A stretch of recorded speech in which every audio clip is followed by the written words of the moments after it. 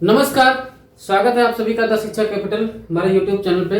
हम UP BEd में जो आने वाली व्याकरण है, व्याकरण को हम पढ़ रहे हैं। आपको बता दें कि व्याकरण में हम शुरुआत कर चुके हैं। इसमें हम स्वर आपको पढ़ा चुके हैं, व्यंजन पढ़ा चुके हैं। कहने का अर्थ है कि वर्णमाला को हम पूरी तरीके से पढ़ चुके हैं, यानी वर्णमाला आपको अच्छी तरीके से हमने याद कराया है। आप जाके पहले प्लेलिस्ट में वर्णमाला देखें, उसके बाद में हम संधि पे भी एक क्लास ले चुके हैं। संधि में आपको संधि के बारे में जानकारी दी है थोड़ी सी, और संधि में दीर्घ संधि के बारे में हम पढ़ भी चुके हैं। आज की जो हम अगली इसके संधि है, यानी हम स्वर संधि पढ़ रहे हैं। उसके बाद जो स्वर संधि में स्वर संधि के 5 भेद होते हैं, एक संधि को हम पढ़ चुके हैं, वो है दीर्घ संधि। उसके बाद की अगली संधि पे हम अब बात करने वाले हैं।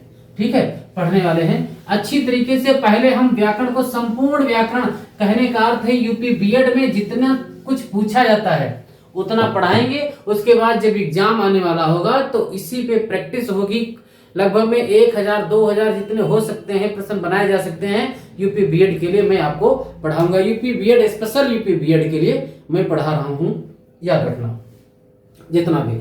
तो देखो, हम दीर्घ संधि पढ़ चुके थे, आपको पता है। एक बार थोड़ा सा हम रिवीजन कर दें कि दीर्घ संधि आपको मैंने पढ़ाया था। दीर्घ संधि ये हमारी कहती थी कि भैया दीर्घ संधि ये कहना चाह रही थी कि बात ये निकल के आ रही है कि अगर देखो, अगर कहने का अर्थ है ह्रस्व आ और दीर्घ आ, फिर ह्रस्व ई और दीर्घ ई, ह्रस्व उ और दीर्घ उ और री, इनके बाद अगर समान स्वर आता है, क्या आता है भैया, समान स्वर आता है, तो इनका परिवर्तन, अगर ह्रस्व आ दीर्घ आ के बाद अगर ह्रस्व आ दीर्घ आता है तो परिवर्तन किसमें, दीर्घ आ में। इसका परिवर्तन किसमें हो जाएगा भैया, दीर्घ ई में। इसका परिवर्तन किसमें हो जाएगा, दीर्घ ओ में। आपको हम बेहतरीन तरीके से समझा चुके हैं। और री के बाद अगर री ही आता है तो ये बड़ी री में परिवर्तन इसका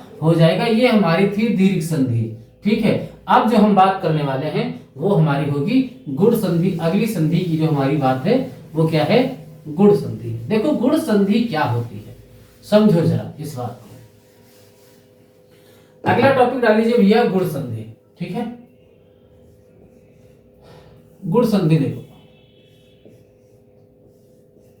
गुण संधि।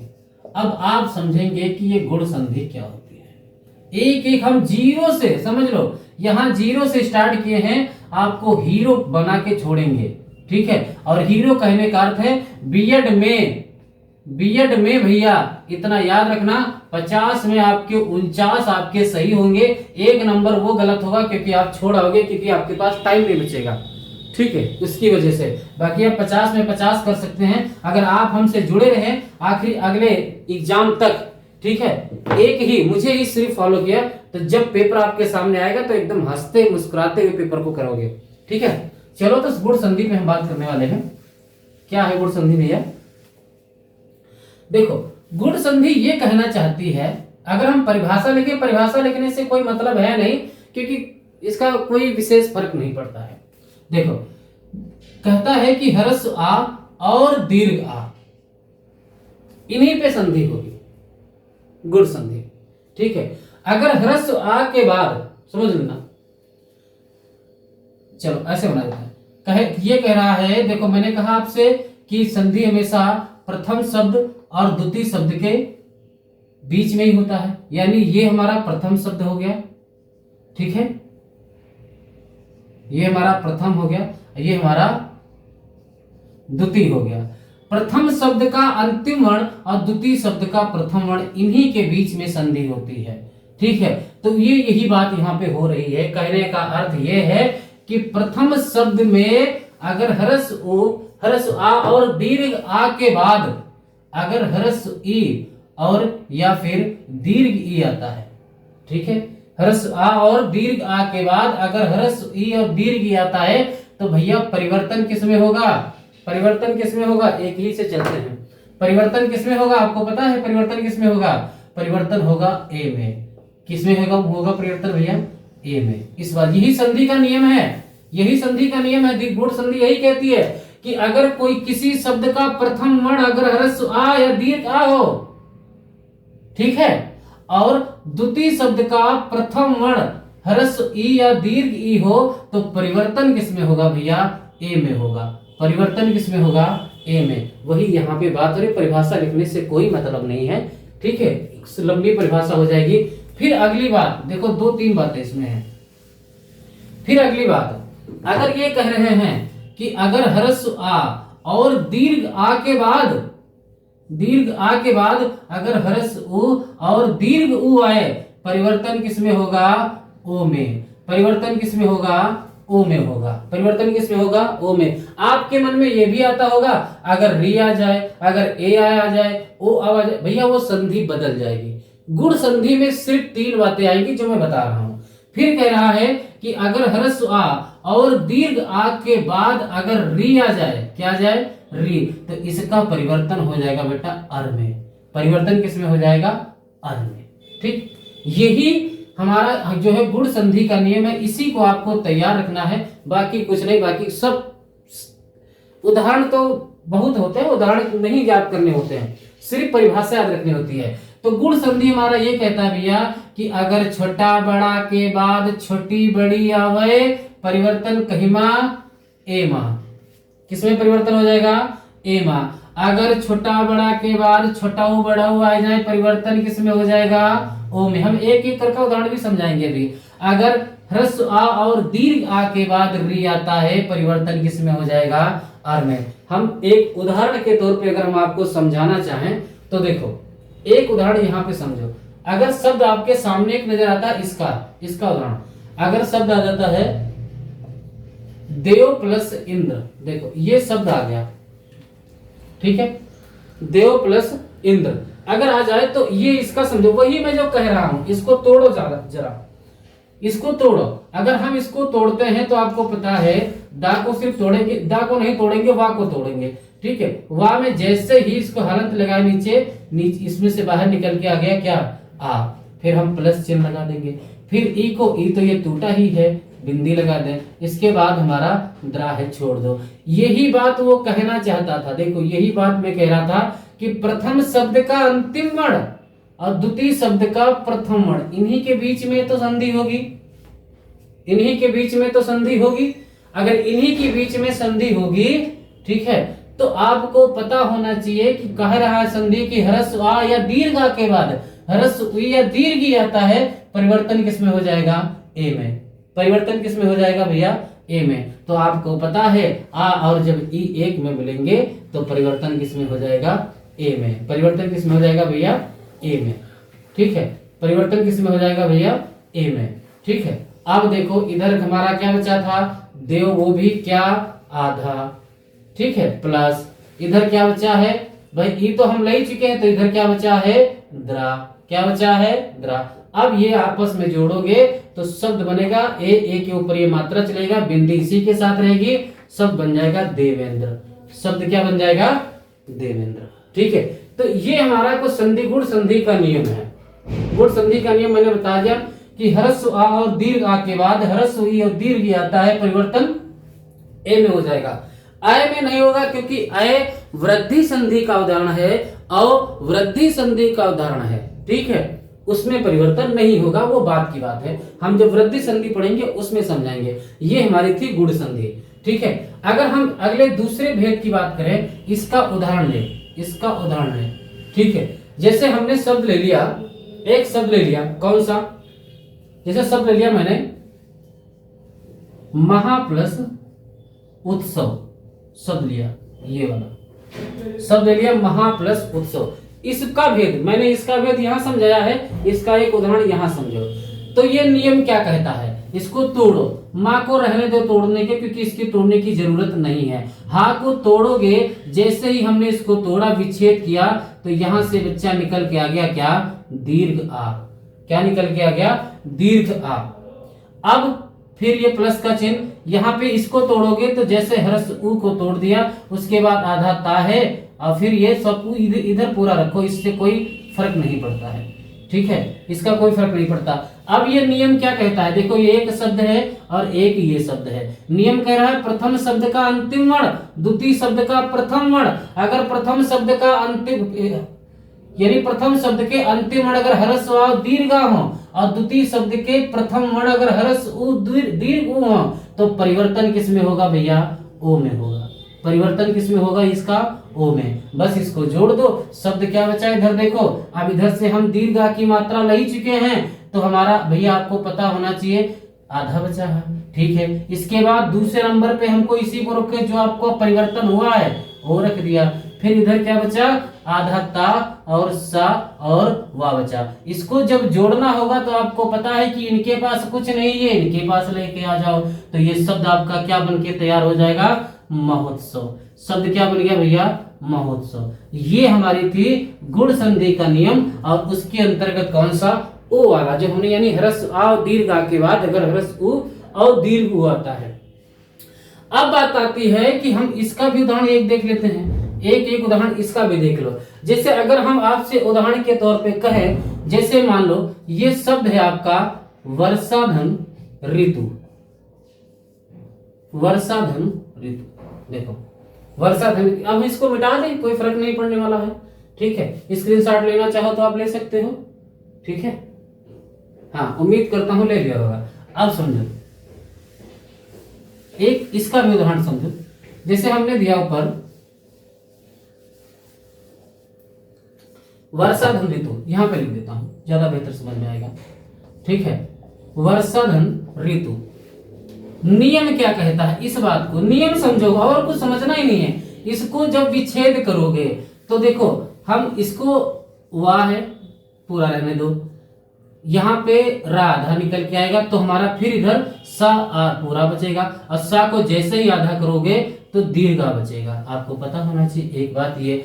और फिर यहाँ प्लस लगाया, ऋतु को तोड़ोगे तो यहाँ से री निकला और ता को अलग कर लो, ठीक है।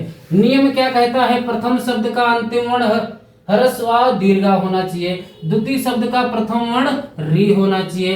परिवर्तन किसमें होगा, अर में होगा। परिवर्तन किसमें होगा भैया, अर में होगा। अब इनको जोड़ना है, ये हमारा पहला, ये इसको हमको दूसरे नंबर पे रखना है और इसको तीसरे नंबर पे रखना है, तभी जोड़ना है जब जोड़ना हो। अब इसको जोड़ो, अब इसको जोड़ो, यहाँ पे देखो हम जोड़ते हैं। अब देखो आपको पता होना चाहिए कि यहाँ देखो, आपको पता होना चाहिए कि यहां से हम हल चिन्ह ले चुके हैं, ठीक है। अब इधर हमारा क्या बचा है, अर बचा, इधर क्या बचा है, तू, क्या बचा है, तू। अब इसको जब जोड़ोगे तो आपको पता होना चाहिए कि देखो इधर भी हमारा हल चिन्ह है और रा भी आधा है, कौन किसके पास जाएगा ये देखो। तो ह्रस्व आपको पता होना कि अपने से आगे जो इससे आगे वाला वर्ण होता है अगर वो आधा है यानी इससे पहले हम कह सकते हैं तो ये आ तो इसी के पास आएगा तो इसको ये से पूरा कर पाएगा, ठीक है, क्योंकि ये वाला देखो। अब दूसरी बात ये देखो ता है, ये रा ता के ऊपर चढ़ जाएगा, ये बन जाएगा क्या, वर्षा ऋतु, ठीक है। नहीं दीर्घ आ नहीं लगेगा, इतना याद रखना, वर्ष ऋतु होगा, ठीक है। क्या बनेगा, वर्ष ऋतु, ठीक है, वर्ष ऋतु। ये शब्द बनना चाहिए, ठीक है। यहाँ पे वर्षा ऋतु क्योंकि इसका परिवर्तन हो गया ना तो इसी के चलते यहाँ पे शब्द क्या बनेगा, वर्ष ऋतु। ये है इसका नियम अर वाला। बाकी अभी और उदाहरण लेते हैं, समझाते हैं। देखो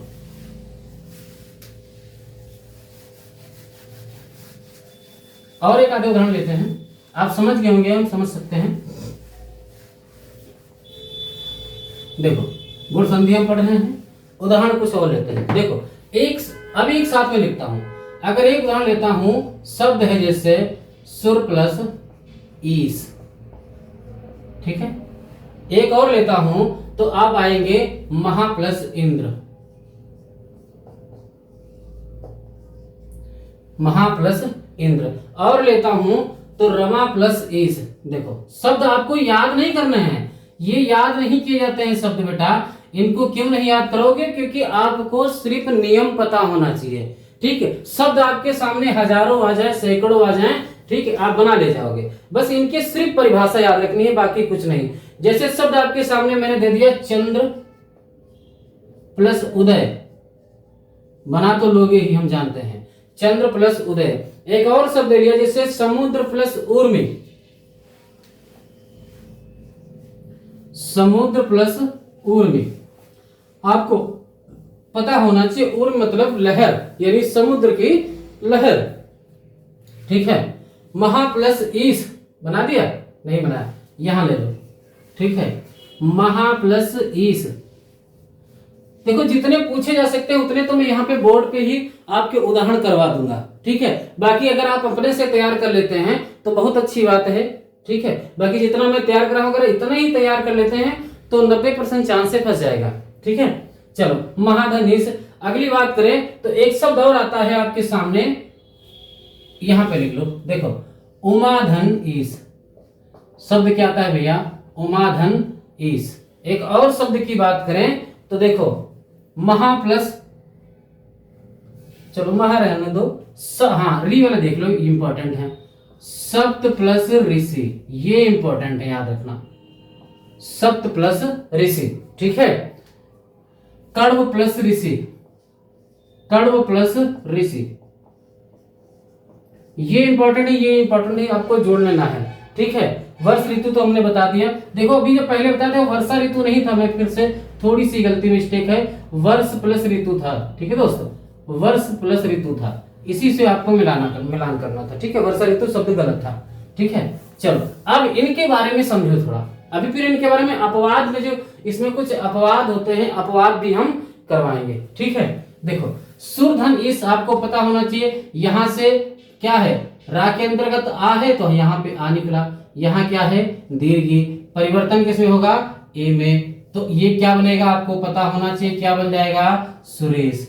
क्या बनेगा भैया? सुरेश, क्योंकि आ और ई का परिवर्तन ए में हुआ। यहाँ देखो क्या निकला था? दीर्घा, क्योंकि हा के ऊपर दीर्घा की मात्रा है ना, तो जब हा के ऊपर दीर्घा की मात्रा है तो यहाँ पे दीर्घा निकलेगा। यहाँ क्या है? ह्रस्व, ये वाला ई है, परिवर्तन किसमें होगा? ए में, तो ये शब्द क्या बन जाएगा? महेंद्र। शब्द क्या बन जाएगा भैया? महेंद्र। अगर रमाधनीश है, शब्द क्या बनेगा? अब लिखने की जरूरत नहीं, आप बना लोगे रमेश, ठीक है। चंद्रोदय, यानी शब्द क्या बनेगा? चंद्रोदय। शब्द क्या बन गया भैया? चंद्रोदय। ये क्या बन जाएगा? समुद्रोमी, ठीक है, ठीक है। क्या बनेगा? समुद्रोमी, ठीक। महाधन ईश मतलब महेश, आपको मैंने बता दिया क्या? महेश। चलो जुड़ गया होगा। इधर देखो, अगर इसको बनाओगे तो क्या बनेगा? आपको पता होना चाहिए उमेश। शब्द क्या बना? उमेश। अगर अब इसको जोड़ोगे तो एक बार फिर से समझो, यहाँ पे क्या है? ह्रस्व आ है, इधर क्या है? री है, ठीक है। शब्द क्या बनेगा? ये अर। क्या बनेगा? शब्द अर। अब इसको जब जोड़ोगे तो बस इस प्रकार से आपको लिखना होगा सप्तऋषि, ठीक है। इसको जोड़ोगे तो क्या बनेगा? ये कण्व ऋषि, ठीक है। क्या बनेगा भैया? कण्व ऋषि। क्या बनेगा? कण्व ऋषि। ये सारे शब्दों को मैंने जोड़ भी दिया और तोड़ने को भी बता दिया, इतना ही तैयार कर लो, गुण संधि आपके लिए काफी है, ठीक है।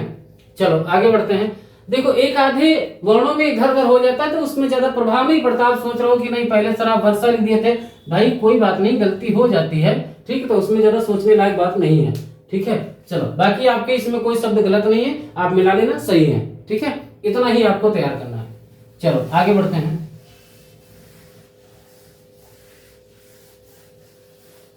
अब थोड़ा इसके बारे में आपको अपवाद कुछ आते हैं संधि में। देखो आपको अपवाद जरूर तैयार कर लेने हैं, क्यों? क्योंकि ये शब्द सब कोई पढ़ता है, आपको तैयार करने हैं इनके अपवाद, कि गुण संधि के कुछ अपवाद हैं। कि अपवाद क्या होता है?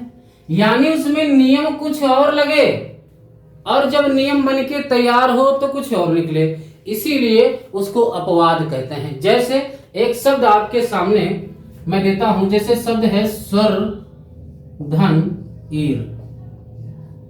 देखो ये शब्द आपके सामने है, स्वर धन ईर। ये अपवाद शब्द है। देखो कैसे, एक और लिख देता हूं यहाँ पे, एक और लेता हूं, जैसे अच प्लस ऊहिनी। ये तो बहुत ही इंपॉर्टेंट आप लोगों के लिए होना चाहिए, क्योंकि ये शब्द भैया कहीं कहीं शब्द शुद्धि में बहुत पूछा जाता है। अच प्लस ऊहिनी, ठीक है, सही से लिख दूं नहीं, आप कहोगे कि कैसे लिखा जा रहा है। देखो यहाँ पे मैंने क्या दिया था, स्वर प्लस ईर, ठीक है। एक ये शब्द, एक और शब्द आपके सामने मैं रख रहा हूं, जैसे शब्द है आपके सामने प्राधन ऊढ़। शब्द क्या दिया भैया, प्राधन ऊढ़। एक और दिया, ये सब अपवाद है, याद रखना, सुख प्लस ऋतु, सुख प्लस सुख धन ऋतु, ठीक है, सुख धन ऋतु, ठीक है। और अब इनके बारे में समझना।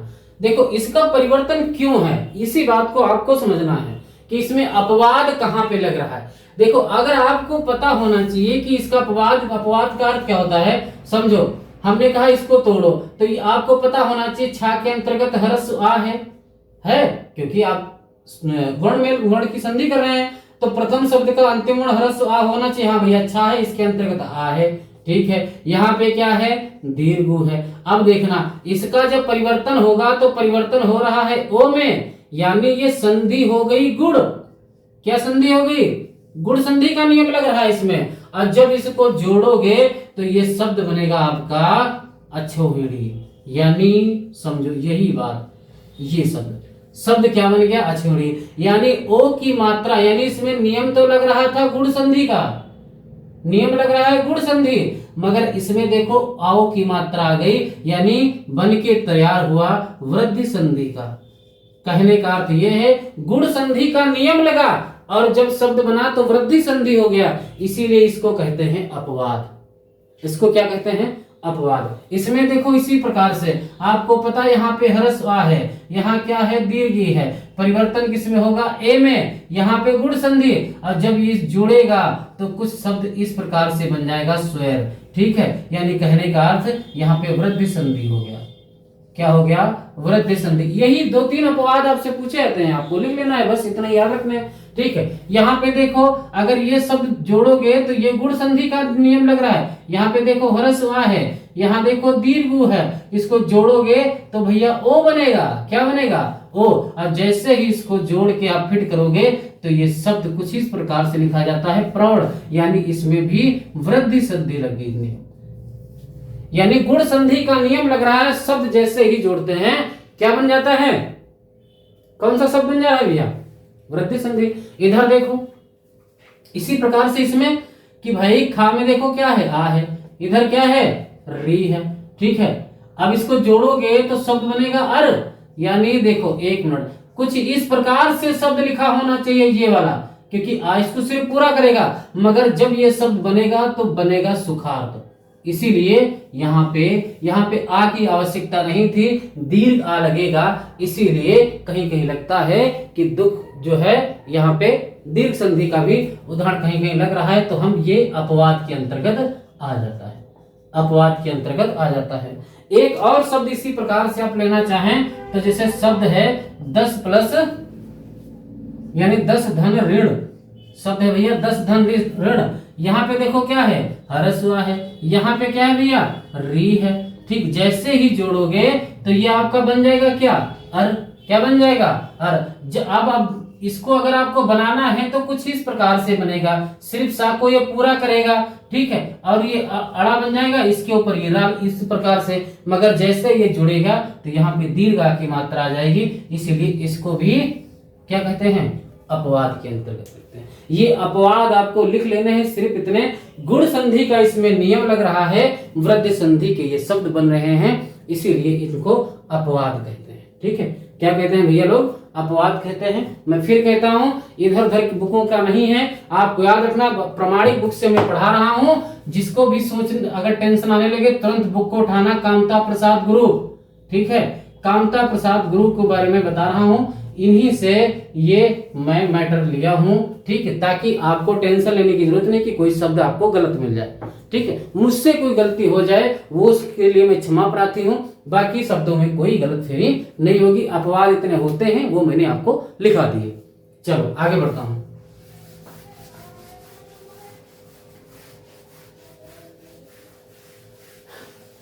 अगली संधि जो हमारी होगी वो होगी बच्चा वृद्धि संधि। संधि क्या होगी भैया? वृद्धि संधि। अगली संधि भैया क्या होगी? वृद्धि संधि। देखो देखो वृद्धि संधि ऊपर लिख लीजिए, टॉपिक डाल लीजिए भैया वृद्धि संधि।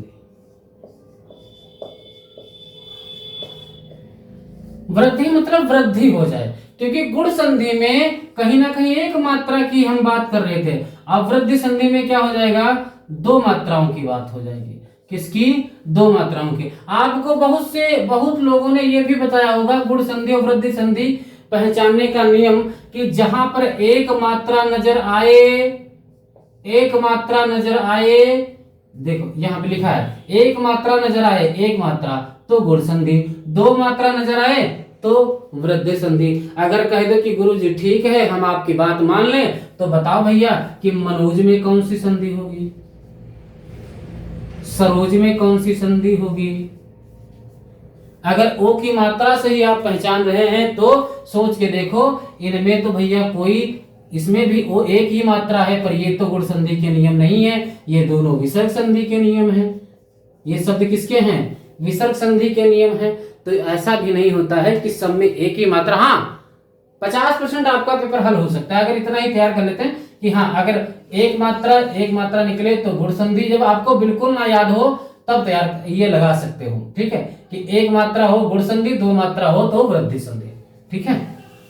जब आपको कहने का मतलब चारों ऑप्शन, चारों विकल्प जब आपके तुक्के में जाना हो तब आपको यही करना है भाई। अगर एक मात्रा नजर आए तो गुण संधि, दो मात्रा नजर आए तो वृद्धि संधि लगा देना, चले आना भगवान के नाम पर। सही हो जाएगा तो अच्छी बात, नहीं हो होगा तो नहीं हो, जो है नहीं सही होगा तो बहुत ही अच्छी बात, उससे ज्यादा अच्छी बात क्या कर सकते हो फिर, क्योंकि आपने तुक्का तो वैसे भी मारना था। चलो अब देखते हैं वृद्धि संधि के बारे में। वृद्धि संधि, वृद्धि संधि देखो इसी से चलेगा। वृद्धि संधि ये कहना चाहता है कि अगर ह्रस्व आ और दीर्घ आ, इसके बाद शब्द के, यानी प्रथम शब्द का अंतिम वर्ण अगर ह्रस्व आ या दीर्घ आ हो, इसके बाद क्या होना चाहिए? अगर ए आय आए, समझो अगर ए या फिर आय आए, देखो अभी तक हमने ई दीर्घी, ओ दीर्घो, री तक बात कर चुके हैं, यानी अब बात किसकी आई बारी? ए और आई की, ए और आई की, फिर ओ और औ की। तो ये वृद्धि संधि के दौरान हर एक स्वर अपने सबसे एक एक बार जाके मिलता है, ठीक है, हर एक स्वर। अभी एक बार यह ह्रस्व दीर्घ चलेंगे, फिर ई चलेंगे, ठीक है, संधि अलग अलग होंगी। तो समझो ह्रस्व और दीर्घ, अगर इसके बाद अगर भैया ए और अय आता है, परिवर्तन किसमें होगा? अय में परिवर्तन होगा। किसमें परिवर्तन होगा? अय में परिवर्तन होगा। भैया किसमें होगा? अय में। फिर यही बात कह रहे हैं कि अगर ह्रस्व और दीर्घ आ के बाद, ह्रस्व और दीर्घ आ के बाद अगर ओ, क्या ओ या औ आता है, क्या आता है? ओ या औ आता है, परिवर्तन किसमें होगा भैया? आपका पता होना चाहिए, परिवर्तन किसमें होगा? औ में होगा। परिवर्तन किसमें होगा भैया? औ में। तो वृद्धि संधि में सिर्फ इतना ही आपको तैयार करना है कि अगर ह्रस्व दीर्घ के बाद आए आए तो परिवर्तन आए में, अगर आ और आ के बाद ओ औ आए तो परिवर्तन किसमें? औ में। परिवर्तन किसमें? औ में। ये वृद्धि संधि है, बस इतना ही आपको तैयार करना है। उदाहरण के तौर पे समझें, उदाहरण के तौर पे देखो, एक गाना सुना होगा आपने कि एक एक हो जाए फिर घर चले जाना। तो अब इसमें शब्द आपको मिला है एक और एक, बताइए इसमें कौन सी संधि है? एक एक। अब समझना, तैयारी। हमने कहा प्रथम शब्द का अंतिम वर्ण देखना है, तो प्रथम शब्द का अंतिम वर्ण आपको का नजर आ रहा होगा, पर आप ये शायद भूल रहे हैं कि का के अंतर्गत आ भी होता है। यहां भी आपको नजर आ रहा होगा ए आ रहा है, तो जैसे इनको जोड़ोगे परिवर्तन किसमें होगा? आय में। परिवर्तन किसमें होगा, अय में। ठीक है भैया, इधर क्या बचा हमारा, क्योंकि का से इसका परिवर्तन हुआ है ना, तो अब इधर शब्द बचा हमारा क्या, एक, वो भी हल चिन्ह के साथ, पहले को पहले दूसरे को लास्ट में रखना है। फिर इसके बाद क्योंकि ए तो हम ले ही चुके हैं, यहाँ पे बचा क्या है, का। अब देखो ये मात्रा कहाँ जाएगी, आपको पता होना चाहिए, जिनके पास कुछ नहीं है मात्रा तो उन्हीं के पास जानी है। भाई का बिल्कुल खाली है, अकेले हैं, घूम रहे हैं, ठीक है, तो इसीलिए ये मात्रा तो इनके पास चली गई। तो इनके पास जैसे गई तो ये शब्द आपका बन के कुछ इस प्रकार से तैयार होगा, एक एक। शब्द किस प्रकार से तैयार हो रहा है भैया, एक एक। क्या है, एक एक शब्द आ गया। अगर एक शब्द हम इसका भी ले लें उदाहरण के तौर पे, तो आपको पता होना चाहिए, एक अगर शब्द लेते हैं तो कुछ इस प्रकार से नजर आता होगा। कौन सा, जैसे शब्द है, शब्द क्या है भैया, महा प्लस ऊज। देखो शब्द क्या है भैया, महा प्लस ऊज। क्या शब्द क्या है, महा प्लस ऊज। उदाहरण के तौर पे देखो, आपको पता होना चाहिए प्रथम शब्द का अंतिम वर्ण क्या होना चाहिए, दीर्घा। अच्छी बात है, निकल क्या, देखो हा के अंतर्गत दीर्घा है ना, तो इसको हम बाहर कर लिए। यहाँ पे देखो ओ है, क्या है भैया, ओ है। इसको जैसे ही जोड़ोगे तो ये किस प्रकार से जुड़ेगा, कुछ देखो, आओ में परिवर्तन किसमें होगा भैया, आओ में परिवर्तन होगा। तो इधर क्या बचा, आपको पता होना चाहिए कि यहां से हम हल चिन्ह ले चुके हैं तो हा ही बचा। इधर क्या बचा, ओ तो इधर आ ही गया है, तो सिर्फ का बचा भैया, जा बचा। जैसे इसको जोड़ोगे तो ये शब्द बन के तैयार होगा आपका कौन सा, महोज। शब्द क्या बन गया भैया, महोज। शब्द क्या बन गया भैया, महोज। ये आपके रही वृद्धि संधि उदाहरण के सहित। अब हम 2 4 5 उदाहरण आपको लिखवा दें। समझ लो कि घर की जो होती है दवा, वो ये यहाँ पे हो गया। अब घर के लिए भी ले लो, समझो कौन कौन सी। एक बार फिर समझ लो कि वृद्धि संधि में ह्रस्व और दीर्घ के बाद अगर ए अय आए, परिवर्तन किसमें होगा, अय में। परिवर्तन किसमें होगा, अय में। अगर ह्रस्व और दीर्घ के बाद अगर ओ और औ आता है, परिवर्तन किसमें होगा, औ में। मैंने बता दिया। अब देखो आगे हम इनके कुछ 2 4 उदाहरण की बात करते हैं।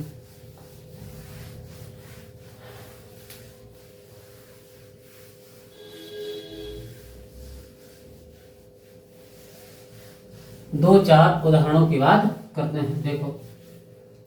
देखो भैया, अगर जैसे शब्द लिखा है आपके सामने, एक शब्द आपको नजर आएगा मत प्लस एक। शब्द आएगा क्या, मत प्लस एक। इसको बनाओ। अगला एक शब्द नजर आएगा आपके सामने, महाधन ऐश्वर्य। महाधन ऐश्वर्य, महाधन ऐश्वर्य। जोड़ो इनको, फटाफट जोड़िए, महाधन ऐश्वर्य। एक शब्द और आएगा आपके सामने, जल प्लस ओध। शब्द आ गया आपके सामने, जल प्लस ओध। एक और शब्द आ गया जैसे परम धन औषध। शब्द क्या आ गया, परम धन औषध। क्या आ गया, परम धन औषध। एक और इसी प्रकार से शब्द लिखना चाहते हैं तो लिख सकते हैं परम धन औषधि। कौन सी, परम धन औषधि, ये वाली परम धन औषधि। कुछ नहीं, इसमें तो कोई फर्क ही नहीं पड़ना, एक ही बात है। और अगर हम एक शब्द लिखना चाहें तो महा प्लस औदार्य, यानी महाधन औदार्य। ठीक, महाधन औदार्य, ये शब्द रहा, महाधन औदार्य। ठीक है, अब इनको जोड़ने में कोई बड़ी बात तो है नहीं। ठीक है, इनको जोड़ने फिर और एक बार लिखना चाहो तो लिख लो। देखो मत और प्लस एक, देखिए मत धन एक। यहाँ पे क्या है भैया, आ है। यहाँ क्या है भैया, अय है। परिवर्तन किसमें होगा, अय में। ये शब्द क्या बनेगा, आपको पता होना चाहिए। शब्द क्या बनेगा, मतैक के। शब्द क्या बनेगा, मतैक के। साथ साथ में लिखते चले, नोट्स बना लो, बहुत काम आएंगे, इतना याद रखना रिवीजन के तौर पे। यहाँ पे देखो दीर्घा है भैया, हा के अंतर्गत हमने कहा कि दीर्घा छिपा हुआ है। यहाँ पे क्या है, अय है हाँ, दीर्घा और अय। परिवर्तन किसमें होगा भैया, किसमें परिवर्तन होगा, अय में। परिवर्तन किसमें होगा, अय में। अब इसको जैसे ही जोड़ोगे तो कुछ इस प्रकार से शब्द आपको नजर आएगा। कौन सा, महेश्वर। शब्द क्या आएगा तैयार आपका, महेश्वर। ठीक है, इसको जोड़ोगे इसी प्रकार से। यहाँ पे आ है, यहाँ पे ओ है। परिवर्तन भैया किसमें होगा, औ में होगा। परिवर्तन किसमें होगा भैया, औ में। शब्द क्या बनेगा, ये महोषध। क्या बनेगा, महोषध। क्या बनेगा, महोषध। इसको जोड़ोगे, सॉरी महोद होगा, हमने सोचा। हाँ महोद, क्या लिख रहे हैं भैया, जलौद है महोद लिख रहे हैं, ठीक है। देखो ये वाला जलौद, एक ये इधर देखें तो ये क्या बनेगा आपका, मैंने बता दिया कौन सा, परमौषध, ठीक है। अगर इसको जोड़ें तो सिर्फ इसमें से एक ही सिर्फ दीर्घ ह्रस्व की मात्रा लग जाएगी, बस, बाकी आपको टेंशन लेने की जरूरत नहीं है, परमौषधि, ठीक है। अगर इसको जोड़ें तो ये किस प्रकार से बनेगा आपको पता होना चाहिए कि देखो हा के अंतर्गत दीर्घ आ है, औ मिलेगा तो अ मिलेगा, तो परिवर्तन किस में होगा, औ में, तो आप इसको इस प्रकार से महोदार, ठीक है, महोदार लो, ये हमारे रहे। यानी अभी थोड़े बचे हैं शब्द, इनके बारे में थोड़ा पानी पी लें।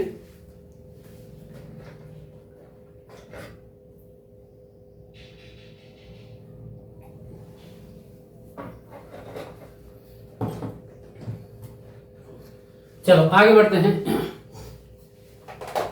लिख लिया होगा। और कुछ उदाहरण है, जितने उदाहरण में यहाँ पे करवा रहे हैं उतने ही आपके लिए महत्वपूर्ण है, उतने ही कर लेते हैं तैयार तो काफी हैं, ठीक है। आपके एग्जाम में ठीक यहीं से आ जाएंगे।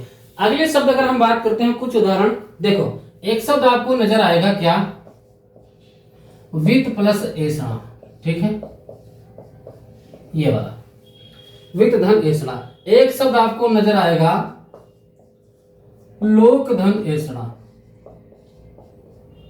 वही फर्क, कोई ज्यादा इधर उधर बात नहीं है। अगर एक और शब्द ले लें हम तो धन धन ऐसा, धन धन ऐसा। और बात करें तो सबसे बढ़िया शब्द आपको नजर आएगा भैया एक तथा धन एव, इसको तो आप बनाओगे, ठीक है, तथा धन एव। और एक और शब्द लेते हैं, चलो इतना ही, दो शब्द ले लो, तीन शब्द बस, चार। आपको पता होना चाहिए यहाँ पे देखो क्या है, ह्रस्व है, क्यों, क्योंकि ता के अंतर्गत आ होता है। यहाँ देखिए क्या है, ए है, परिवर्तन किसमें होगा भैया, ए में परिवर्तन होगा। जैसे ही इसको जोड़ोगे तो ये शब्द कुछ इस प्रकार से आपको नजर आएगा वितैषणा, शब्द क्या नजर आएगा, वितैषणा। यहाँ इसी प्रकार से ये भी बनेगा, क्योंकि यहाँ पे का में आ होता है तो आ है, यहाँ पे क्या है भैया, ए है, परिवर्तन किसमें होगा, आपको पता होना चाहिए, परिवर्तन किसमें होगा, ए में होगा, तो ये शब्द भी क्या बन जाएगा, लोकैषणा। शब्द क्या बन गया भैया, लोकैषणा, शब्द क्या बन गया, लोकैषणा। इसको बनाओगे तो कुछ इस प्रकार से बनेगा धनैषणा, ठीक है। अब इसको जब बनाओगे तो आपको पता है यहाँ पे क्या है, दीर्घ आ है, उधर क्या है भैया, ए है, परिवर्तन किसमें होगा, ए में। तो जब बनाओगे तो आपसे कोई कहता है तथेव, तथेव चा, ठीक है, तो ये शब्द बनेगा क्या, तथेव, ठीक है, शब्द क्या बनेगा भैया, तथेव। चलो अब इसके कुछ वृद्धि संधि में जो है अपवाद हैं, उनको हम लोग देख लेते हैं। अपवाद तो आपको पढ़ने ही पड़ेंगे, क्योंकि अगर अपवाद ही आप तैयार कर लेते हैं तो कहीं ना कहीं आपसे एग्जाम में पूछ ही लेगा वो, ठीक है। देखो अपवाद, एक हेडिंग लिख लीजिए तो ज्यादा बढ़िया रहेगा। यहाँ पे हेडिंग के तौर पे एक ऐसे लिखो, मैं जो बोल रहा हूं कि अगर ह्रस्व आ और अथवा आ के आगे, देखो ह्रस्व आ और दीर्घ आ के आगे ओष्ठ शब्द आ जाए, क्या शब्द आ जाए, ओष्ठ, समझ लो, ओष्ठ शब्द आ जाए, ओष्ठ शब्द आए तो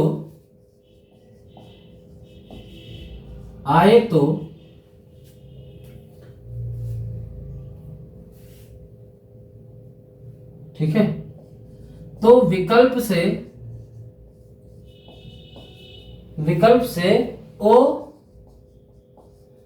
ओ का मतलब औ हो जाता है, ओ का क्या हो जाता है, औ हो जाता है। कहने का अर्थ यहाँ पे ये है, मैं समझा देता हूँ इस परिभाषा की, कांता प्रसाद गुरु की परिभाषा है, आप लोग शायद समझ नहीं पाए होंगे। कि जैसे हम मान लेते हैं ये कोई शब्द है, बीच में शब्द है, यानी ये प्लस का चिन्ह है, इधर एक शब्द है, एक इधर शब्द है। अगर यहाँ पे यानी ह्रस्व आ और दीर्घ आ के बाद अगर ओष्ठ शब्द नजर आ जाए, क्या नजर आ जाए, ओष्ठ, ये इसका अपवाद के रूप में है। तो क्योंकि अगर ये, अभी बता देता हूं, तो इसका देखो क्या हो जाएगा,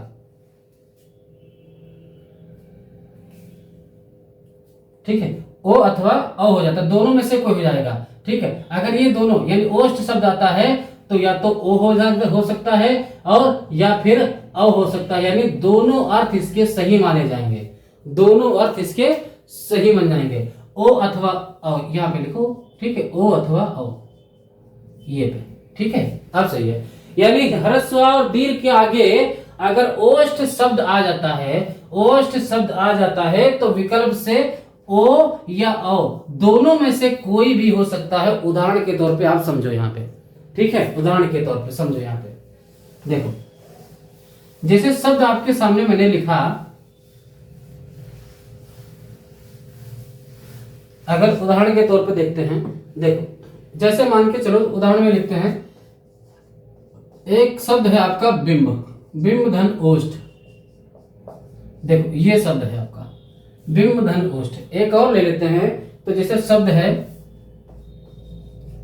आधर धन ओष्ठ, ये शब्द है आधर धन ओष्ठ। अब इसका समझें, कहने का अर्थ है, नियम कह रहा था कि अगर शब्द में यानी ह्रस्व आ, देखो यहां पे ह्रस्व आ या दीर्घ आ के बाद अगर ओ शब्द आ जाता है, क्या जाता है, ओष्ठ, पूरा शब्द यहाँ पे ओष्ठ है, ओ की बात ही नहीं है, ओष्ठ शब्द आता है तो या तो हम इसका परिवर्तन ओ में ही रखें या फिर औ में कर सकते हैं, दोनों में हम कर सकते हैं। इसीलिए एक शब्द तो आप इसका बना सकते हैं कुछ इस प्रकार से, बिंबोष्ठ, ऐसे, और एक शब्द बना सकते हैं आप इसका बिंबोष्ठ, ठीक है, इस प्रकार से। यही ये समझाने की वाली बात कर रहे हैं। जैसे हम हिंदी में लिख रहे थे संधि शब्द, संधि शब्द लिख रहे थे ना, तो ये ऐसे भी लिख सकते हैं और ऐसे भी लिख सकते हैं, ऐसे भी लिख सकते हैं। वही बात यहाँ पे कह रहे हैं कि अगर बिंब यानी ह्रस्व दीर्घ के बाद अगर ओष्ठ शब्द आता है तो हम ओ और दोनों लिख सकते हैं। इसी प्रकार से यहां भी देखा जाए तो अधर प्लस ओष्ठ है, तो एक तो हम शब्द लिख सकते हैं अधरोष्ठ, भी ऐसे लिखा जा सकता है, अधर यानी नीचे के ओठ, ठीक है, या फिर हम अधरोष्ठ भी लिख सकते हैं, अधरोष्ठ भी लिख सकते हैं। कामता प्रसाद गुरु ने यह बात कही है, ठीक है। मैं बार बार चिल्लाता हूं कि कामता प्रसाद गुरु को अब मैं महत्व देता हूं, उन्होंने जो बात कही है वही बात आपको मैं समझा रहा हूं और एग्जामिनर भी वहीं से अपने पॉइंट उठाता है, ठीक है। तो ये बात मेरे ख्याल से समझिए, अपवाद थे, ये अपवाद हैं, क्या हैं, इनको आप अपवाद के अंतर्गत रखेंगे, याद रखना, वृद्धि संधि के अपवाद हैं, इस बात को समझे, ये वृद्धि संधि के भैया अपवाद हैं, वृद्धि संधि के क्या हैं, अपवाद हैं, ठीक है। चलो अगली एक संधि हमारी आती है यड़ संधि। देखो अगली संधि हमारी आती है भैया यड़ संधि। परेशान नहीं आपका, हम बीएड का सिलेबस आपके एग्जाम से कम 10-20 दिन पहले हम कंप्लीट कर देंगे, ठीक है। समझो यहाँ पे यड़ संधि, यड़ संधि क्या होती है, यड़ संधि क्या होती है, ठीक है। यड़ संधि मतलब या वाली संधि, ठीक है। आप समझना यड़ संधि क्या होती है। देखो वही बात अभी तक चल रहा था ह्रस्व आ और दीर्घ आ वाली, अब हमारी आएगी ह्रस्व ई और दीर्घ ई और ह्रस्व उ और दीर्घ उ और फिर साथ में री। यानी ये जो शब्द हैं, ये वर्ण जो हैं, ये एक एक बार अब सबसे मिलेंगे, ठीक है। सबसे मतलब सिर्फ अपने को छोड़ के, अपने को छोड़ के बाकी सबसे एक एक बार मिलेंगे, ठीक है। तो इसी को कहते हैं यड़ संधि। आप देखो इनमें कैसे, चलो अब संधि हम ये संधि अब हम कल ही रखते हैं, ठीक है, क्योंकि बड़ी संधि है, समझने में एक क्लास इस पे और होगी इसमें का संधि पे, उसके बाद हम व्यंजन संधि शुरू करेंगे। चलो आज के लिए हम इतना ही रखते हैं और आप लोग इसका रिवीजन मारें, तैयारी करते रहें और बराबर अगर हो सके आपको पसंद आ रही हो मेरी क्लास, अगर समझाने का तरीका कुछ भी अगर 0.1% समझ में आ रही है तो कम से कम आप देखते हैं तो मेरे चैनल को सब्सक्राइब कर दें और लाइक भी कर दें, तो और कमेंट भी करें कि हाँ सर अच्छा लग रहा है। अगर नहीं अच्छा लग रहा है तब भी कहो कि नहीं अच्छा लग रहा है। बाकी आप हंसते रहें, मुस्कुराते रहें और राजू सर के साथ बने रहें। यूपी बीएड में रैंक आपकी होगी।